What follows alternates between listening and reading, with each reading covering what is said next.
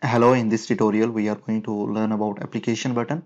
So this is the application button and I will click on this drop down arrow, and here you can see some of the option in application button. So first one is new. It's mean that if you want to just open new drawing, okay, just you can open from here. So and if you want to just open an existing file, you can open from here, and you can save any file from here, and save as is the option if you want to save in different format. And here is import and export. You can import anything and export from here as well, and you can publish the drawing from this publish option. And here is the print, and you can just plot from here, and various plot options are here. Okay, we will just look about these options in next tutorials.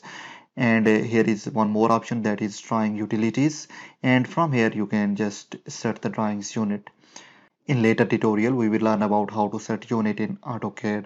Now let me just close this one, and you can just change the order from here as well for these files. I will click on this drop down arrow and you can see various options here.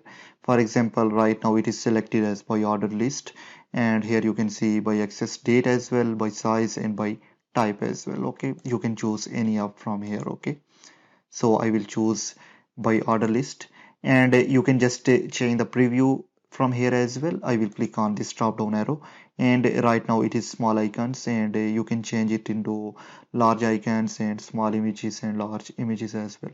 For example, right now I need large images, and you can see thumbnail and detail as well. Now you can just pin these files as well. For example, I want to pin this one. I will click here to pin. Okay, so let me just unpin this one. And the next option here is if you want to just change the background here. Right now it is black background, and if I want to just change it, I can go here in option.